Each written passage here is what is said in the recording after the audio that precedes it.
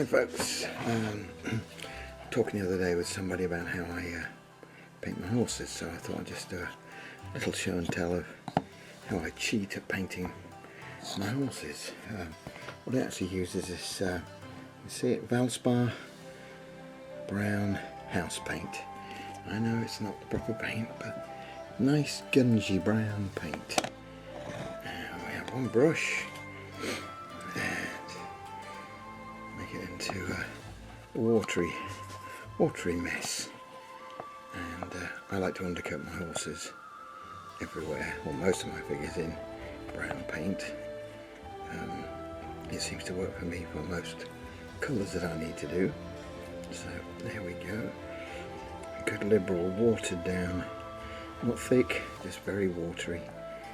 I mean, if it's too watery, obviously the paint will break down and you'll need to do another little dry brush over it. But mainly a bit more water. It's breaking down. It's very warm today, so it's breaking. It's drying quick. Yeah, there we go. Get it everywhere that you can. Splash it all over it. As I say, it doesn't matter because it's an undercoat. I've already got a good white undercoat. And this is the first pre-coat, or whatever you want to call it.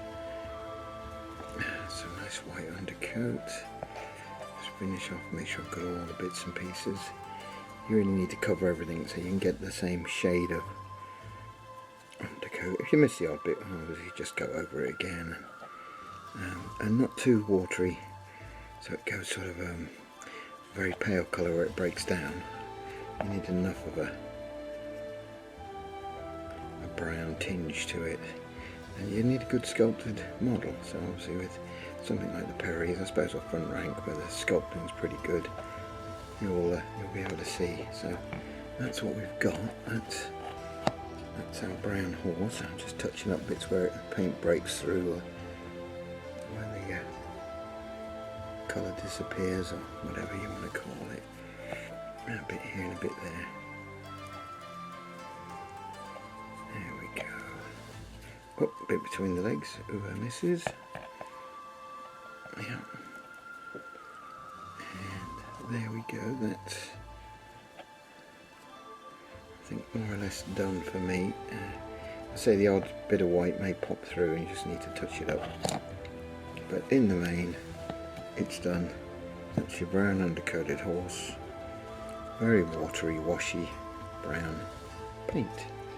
Just get that, just give a brush of wash, clean up, put the brown paint away, and move this to the side. Now, in good Blue Peter fashion, as one did earlier, same thing as you can see, it's dried. I've just noticed a little bit there missing. I'm not to worry about that. Anyway, so now we're going to add some ink, and I discovered this, I don't know, a little while ago. I don't know when I bought it, where I bought it from, but it's a game colour, which I think is for that Joe, isn't it? That game colour series. Just a brown ink, so squirt plenty of that out. What I do now is just set about, obviously only on the horse now, set about with the brown ink. Liberal, as they say. Or conservative. No.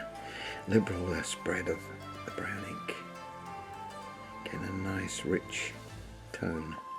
I actually like the way it looks when it's wet. Unfortunately, when it dries, it doesn't look as good to me. But it's okay, obviously. There we go. Very rich colour. I also use the painter washes, flesh wash, soft tone, dark tone, flesh tone, whatever you want to call them. I have even used the red stainer on a brown horse to give that sort of chestnut effect. It does work. It's crazy as it sounds, but it does work. Sometimes it'll go too red, like I did with that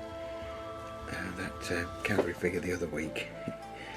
and then I had to put red trim on the shabrack, and the rider had got lots of red trim. It just was too much of a clash, but it was okay, and someone bought it, so they were happy.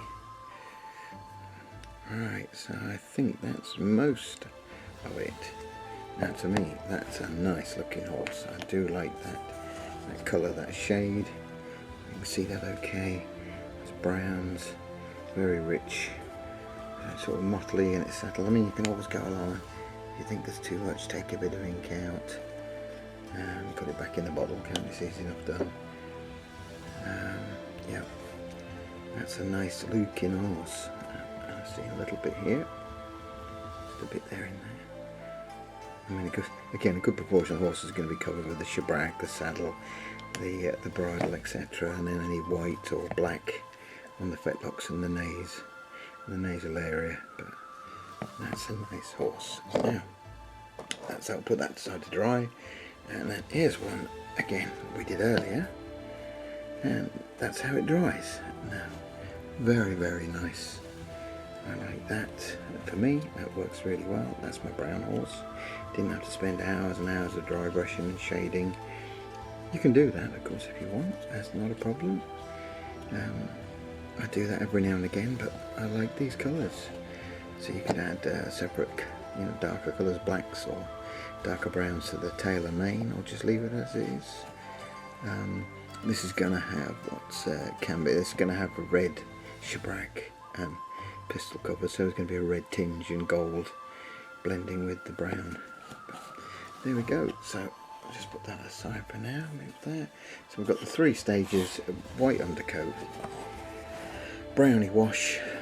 See, it's going pale, but that'll be fine. And then an ink, and that's how she dries.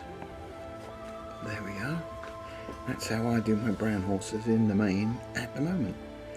Next month could be a different way of doing it, but that's how I like to do it for now. Anyway, hope that's helpful to somebody, and thanks a lot, and bye for now.